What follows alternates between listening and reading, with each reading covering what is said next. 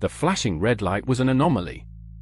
Not just any anomaly, but a critical alert originating from FireEye's own internal security systems, the very bastions designed to defend the digital fortresses of the world. It was late December 2020, and Kevin Mandia, CEO of the elite cybersecurity firm FireEye, received the kind of call no leader ever wants. His company, a titan renowned for hunting the most sophisticated hackers on the planet, was under attack from within. Panic wasn't the first reaction. It was a cold, calculated dread. FireEye's incident response teams, the legendary A-team who routinely parachuted into the deepest digital crises of Fortune 500 companies and government agencies, now found themselves staring into a mirror. The reflection was horrifying. Someone had not only breached their network but had gained access to their most prized possessions, their red team tools. These weren't just any tools, they were the digital skeleton keys, the zero-day exploits, the custom-built weaponized software FireEye used to test the defenses of their clients, to find the weaknesses before the real adversaries did. Now, those very tools were gone. Mandia knew instantly this wasn't a common heist. This wasn't some opportunistic hacker looking for credit card numbers. This was a direct assault, a brazen statement from an adversary of immense capability and chilling patience. The implication was staggering. If FireEye, the company that wrote the book on cybersecurity, could be so profoundly compromised, what did that mean for everyone else? The clock began ticking on a secret investigation that would soon shake the very foundations of global digital security. The ghost in their machine was not just a threat to FireEye, it was a prelude to something far, far larger. The silence of the subsequent hours was deafening, a heavy shroud falling over what would soon become clear was a global catastrophe. The initial investigation at FireEye was a blur of caffeine, code, and frantic whispers. Their elite forensics experts, accustomed to dissecting breaches in foreign networks, now faced the daunting task of unraveling a meticulously planned intrusion within their own digital walls. The priority was clear: understand what was taken, how, and by whom. The stolen red team tools were terrifying enough, but they were merely symptoms of a deeper infection. What Mandia's team discovered next, however, transcended mere theft. It pointed to an unprecedented level of infiltration. They traced the attacker's steps, not just through their internal network, but back, through a trusted third-party vendor. This wasn't a phishing email, or a brute force attack. The hackers hadn't simply kicked down the front door, they had been handed a master key, disguised as a software update. The initial belief that FireEye itself was the sole, primary target began to shift. The stolen tools, it turned out, might have been a secondary prize, a bonus for an adversary who had been patiently weaving a much larger, more devastating web across the digital infrastructure of the United States and beyond. The evidence coalesced around a piece of software, ubiquitous in government and corporate networks, SolarWinds Orion. It was a network management system, a crucial nervous system for countless organizations, allowing IT professionals to monitor and manage their entire digital estate from a single dashboard. If an attacker could compromise that system, they wouldn't just breach one target, they would have a golden ticket into thousands. The implication was chilling. FireEye was not merely a victim, they were a canary in a coal mine, signaling a supply chain attack of unimaginable scale. The hunt for the ghost in their machine had just become a desperate search for a phantom lurking in the networks of the most critical institutions on Earth. The discovery of SolarWinds as the point of entry immediately escalated the crisis. This wasn't just a breach, it was a supply chain attack, a far more insidious and devastating form of cyber warfare. Imagine a virus introduced not through direct infection, but embedded in the very vaccines designed to protect you. That was the essence of the SolarWinds compromise. Hackers hadn't targeted the individual servers of the Pentagon or the Treasury directly. Instead, they had infiltrated SolarWinds itself, a company whose software was trusted by over 300,000 organizations worldwide, including nearly every U.S. federal agency and a significant portion of the Fortune 500.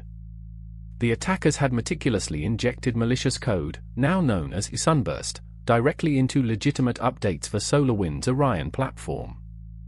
When organizations downloaded these routine updates, they unwittingly installed the digital equivalent of a Trojan horse deep within their own networks. This wasn't about breaking down doors, it was about walking in through a trusted, back-office entrance that IT administrators themselves had opened. The genius of the attack lay in its simplicity and its profound betrayal of trust. FireEye's team realized they were staring at the largest, most sophisticated supply chain attack in history. The adversary hadn't just breached FireEye, they had leveraged FireEye's trusted software vendor to gain access to an unknown number of critical networks globally. The scale of potential compromise was breathtaking, a silent infection spreading through the digital arteries of governments, intelligence agencies, and vital infrastructure. The clock continued its relentless ticking, but now, the race wasn't just to understand the breach, but to identify the full scope of a silent, invisible invasion that had been underway for months, perhaps even years, hidden in plain sight. The malicious code, christened the SUNBURST, was a masterclass in stealth and deception. FireEye's analysts dissected it line by agonizing line, uncovering its meticulous design. It wasn't loud or aggressive, it was a digital phantom, engineered for patience and evasion. Once installed via the legitimate SolarWinds update, SUNBURST would lie dormant for up to 2 weeks, a digital incubation period, to avoid immediate detection by security systems that might flag new, sudden activity. This delay was a brilliant stroke, blurring the timeline and making attribution harder. After its dormancy, SUNBURST would discreetly establish a backdoor, a covert communication channel back to the attacker's command and control servers. But even this wasn't its most insidious feature. The malware was incredibly selective. It would meticulously profile the compromised network, identifying its specific architecture, its security measures, and crucially, its value. If a target wasn't deemed interesting enough, say, a small, inconsequential network, SUNBURST would simply uninstall itself, erasing its tracks and leaving no trace of its presence. This wasn't a spray-and-pray attack, it was a highly targeted, surgical reconnaissance mission. For high-value targets, however, SUNBURST activated a secondary payload, a more potent implant designed for deep access and data exfiltration. It mimicked legitimate network traffic, blending in with existing protocols, making it exceptionally difficult for even advanced intrusion detection systems to spot. It sought out authentication tokens, particularly those used by Microsoft's Active Directory and federated identity services like ADFS. These tokens, once acquired, were the true digital skeleton keys, granting the attackers unfettered access across entire organizations, often without needing passwords. The implications were chilling. The hackers weren't just observing, they were becoming indistinguishable from legitimate network administrators, moving through critical systems with absolute impunity. The enemy was already inside, wearing the network's own clothes. As the timeline of SUNBURST's deployment emerged, the true audacity of the attack became painfully clear. This wasn't a rapid strike, but a prolonged, patient campaign. The malicious code had first been injected into SolarWinds updates as early as March 2020.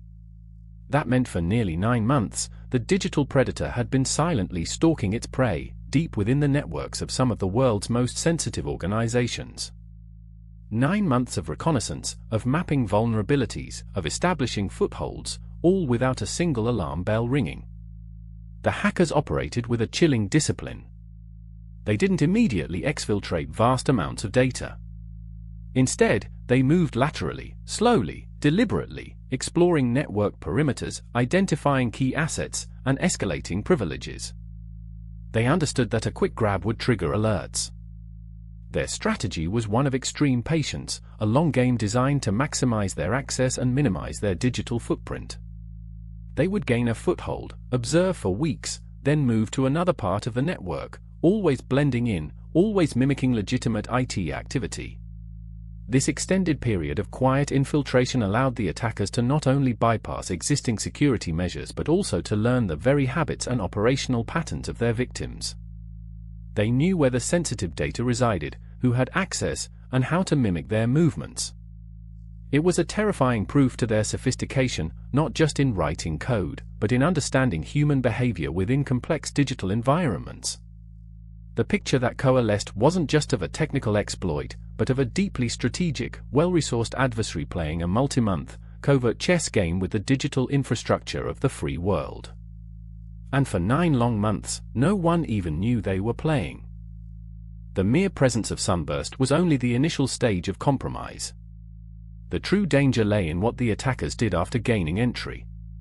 Their primary objective, FireEye discovered, was not just to observe, but to achieve persistent, undetectable access, and critically, to escalate their privileges to godlike levels within the target networks. They weren't content to be a simple user, they wanted to be the network administrator, the domain controller, the very issuer of digital identities. Their weapon of choice for this elevation was a technique known as Golden SAML. Security Assertion Markup Language is an XML-based framework used for authentication, allowing users to log into various web applications with a single set of credentials. By compromising the token signing certificate within a victim's Active Directory Federation Services server, the attackers could essentially forge their own authentication tickets.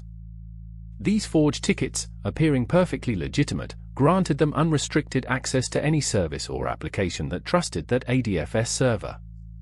They could bypass multi-factor authentication, impersonate any user, and access cloud services, email systems, and critical databases with complete impunity. This wasn't just lateral movement, it was the creation of a master key that unlocked virtually every digital door in the compromised organization. The implications for government agencies, whose employees often use SAML to access a multitude of sensitive cloud applications and internal resources, were catastrophic. The hackers, once inside, didn't just have a presence, they had assumed the identity of the highest-ranking officials, silently navigating the most restricted digital corridors. They were no longer shadows, they were the very fabric of the network, operating with legitimate credentials they had essentially printed for themselves. The hunt had transformed from finding a digital intruder to identifying the imposter sitting at the control panel. As FireEye, in collaboration with Microsoft and other intelligence agencies, pieced together the fragments of the SUNBURST attack, the full, terrifying scope of the invasion began to materialize. This wasn't a localized incident, it was a systemic assault on the digital backbone of the United States and its allies. The list of confirmed victims read like a roll call of critical government functions and vital infrastructure. The U.S. Treasury Department, responsible for the nation's financial stability, was compromised. The Commerce Department, overseeing critical economic data and technology development, was breached. The Department of Homeland Security, tasked with protecting the nation from cyber threats, itself fell victim. The State Department, the Pentagon, the National Institutes of Health, the Department of Energy's National Nuclear Security Administration, institutions guarding the nation's most sensitive secrets, its economic power, and its national security, all confirmed as targets, their networks silently accessed, their data potentially exposed. Beyond government, major corporations, including critical infrastructure providers and prominent cybersecurity firms like FireEye itself, were on the list. The collective realization hit like a hammer blow, an adversary had gained deep, prolonged access to the crown jewels of American digital power. What exactly had they seen? What had they taken? The questions hung heavy in the air, fueling a desperate scramble to quantify the damage, to understand the true extent of the intelligence harvest. This wasn't just a hack, it was a comprehensive intelligence operation, a digital Pearl Harbor conducted with silent precision over many months. The targets were not random, they were strategic, chosen to maximize insight into the inner workings of an entire nation. Once the scale of the SolarWinds compromise became clear, a covert, frantic race against the clock began. FireEye, having first detected the breach, found itself at the epicenter of an unprecedented, multi-agency response. They worked in tight, confidential collaboration with Microsoft, the FBI, the National Security Agency, and the Cybersecurity and Infrastructure Security Agency. The first, paramount objective, contain the damage without alerting the adversary that they had been discovered. Public disclosure, while eventually necessary, was a double-edged sword. Announced too soon, and the hackers might simply burn their existing infrastructure, disappear, and resurface elsewhere, making full eradication impossible. Announced too late, and the infection could spread further, deeper, inflicting irreparable harm. The teams moved with surgical precision, meticulously mapping the attacker's infrastructure, identifying their command and control servers, and developing countermeasures, all under a cloak of absolute secrecy. This was a digital war room, with whiteboard diagrams filling every available space, tracing the elusive threads of SUNBURST across compromised networks. FireEye and Microsoft orchestrated a global effort to revoke compromised certificates, to develop patches for the infected SolarWinds software, and to create detection signatures that could unmask the hidden presence of SUNBURST across thousands of networks. It was a complex dance of digital forensics, reverse engineering, and strategic intelligence sharing, all performed at breakneck speed. The pressure was immense. Every minute counted. Every undetected instance of SUNBURST meant continued access for the adversary. The fate of countless sensitive systems, and indeed, national security, hinged on the success of this silent, desperate scramble to evict the unseen shadow before it could vanish completely, or worse, execute its final, devastating play. The initial focus on US government agencies soon expanded dramatically, revealing that the SolarWinds breach was not a purely American crisis, but a global one. SUNBURST had infiltrated organizations far beyond the borders of the United States, infecting networks in NATO countries, across Europe, the Middle East, Asia, and North America. The list of international victims grew to include critical private sector entities, telecommunications providers, think tanks, and other government bodies. The adversary's targets were truly global, reflecting an expansive and strategic intelligence-gathering mission. This global footprint underscored the interconnectedness of modern digital infrastructure and the cascading impact of a supply chain attack. A vulnerability in one widely used piece of software became a universal gateway. NATO's internal systems, various European ministries, and even global tech giants found themselves frantically scanning their networks, searching for the telltale signs of SUNBURST. The revelation sent shockwaves through international intelligence communities, prompting urgent bilateral discussions and a heightened sense of vulnerability among allies. The attack highlighted a stark truth: digital borders are porous. What affects one nation's critical infrastructure can quickly spill over to others, creating a collective security dilemma. The SolarWinds hack became a defining moment for international cybersecurity, forcing governments and corporations worldwide to confront the chilling reality that their most trusted software vendors could become unwitting conduits for state-sponsored espionage. The silent invasion had indeed transcended national boundaries, demonstrating a unified, global intent from an adversary operating in the shadows. The digital battlefield was truly borderless, and the implications for geopolitical stability were only just beginning to unfold. As forensic teams meticulously pieced together the digital fingerprints left by the SUNBURST attackers, the evidence began to point with increasing certainty to a familiar, formidable adversary, Russia. Specifically, the US intelligence community, including the FBI, NSA, and CISA, formally attributed the SolarWinds hack to the Russian Foreign Intelligence Service, known as the SVR, or APT-29, often referred to by cybersecurity researchers as a cozy bear. This attribution was not based on a single piece of evidence, but on a confluence of factors: the sophisticated tradecraft, the specific tools and tactics used, the geographical targeting of intelligence-rich entities, and the patient, stealthy operational tempo. These were hallmarks of Cozy Bear, a group known for its highly skilled espionage operations, its focus on long-term infiltration, and its meticulous avoidance of detection. Cozy Bear was responsible for previous high-profile breaches, including the Democratic National Committee hack in 2016, but the SolarWinds operation represented a significant escalation in scale and audacity. The nature of the targets, government agencies, think tanks, and critical infrastructure, also aligned perfectly with the SVR's intelligence-gathering mandate. This wasn't about disruption or destruction, like the GRU's more aggressive cyber campaigns. It was about persistent access, strategic intelligence collection, and understanding the inner workings of rival nations. The unmasking of the SVR as the phantom behind SUNBURST solidified the understanding that this was a state-sponsored act of cyber espionage, a carefully orchestrated campaign to gain a strategic advantage on the global stage. The realization brought with it not only a sense of outrage but also a deeper understanding of the geopolitical stakes involved in this unseen, digital conflict. The attribution to the SVR ignited a frantic, multi-front digital eviction effort. Knowing who was inside didn't make getting them out any easier, especially an adversary as sophisticated and deeply entrenched as Cozy Bear. The race was on to burn their infrastructure, revoke their access, and purge SUNBURST from every compromised network. This wasn't a simple antivirus scan, it was a complex, coordinated remediation effort on a global scale. Microsoft took the extraordinary step of seizing control of one of the key command and control domains used by the attackers, effectively cutting off a crucial communication channel for SUNBURST. SolarWinds, under immense pressure, released emergency patches for its Orion platform, urging all customers to update immediately. Simultaneously, organizations across the globe initiated rigorous hunt and cleanup operations, searching for any lingering presence of the malware or the advanced post-exploitation tools the SVR had deployed. The process was agonizingly slow and resource-intensive.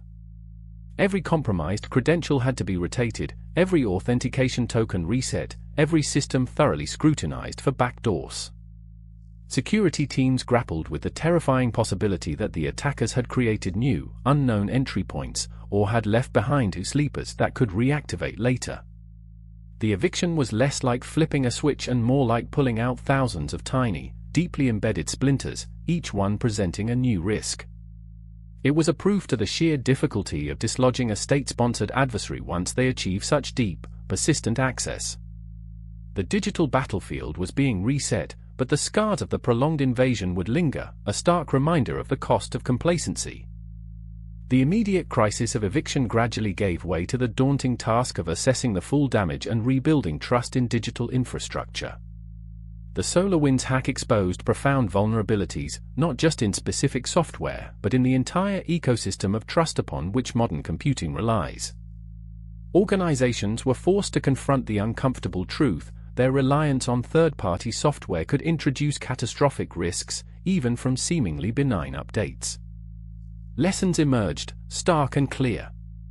There was an urgent need for enhanced supply chain security, pushing vendors to adopt more rigorous cybersecurity practices and for customers to demand greater transparency.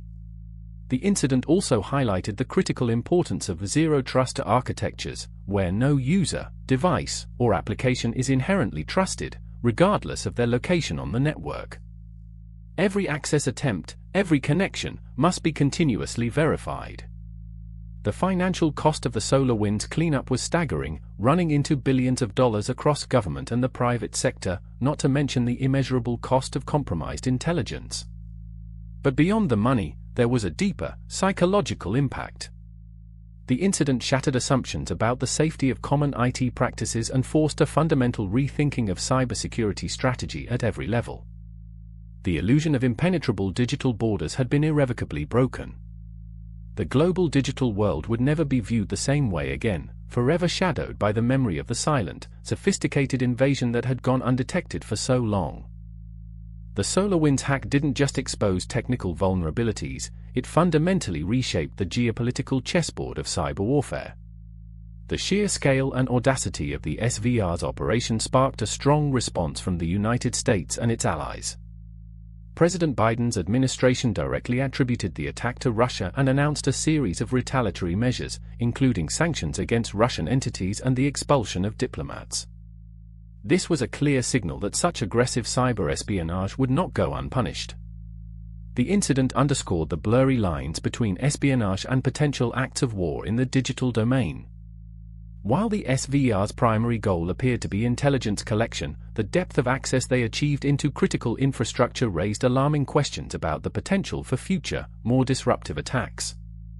What if, instead of just observing, they had chosen to sabotage? The hack served as a chilling precursor to potential future conflicts, where digital weapons could cripple a nation's ability to function, even without firing a single shot. Internationally, the SolarWinds revelations prompted greater cooperation among allied nations in sharing threat intelligence and coordinating defensive strategies. It accelerated discussions within NATO and the EU about collective cybersecurity resilience and the need for stronger deterrence policies.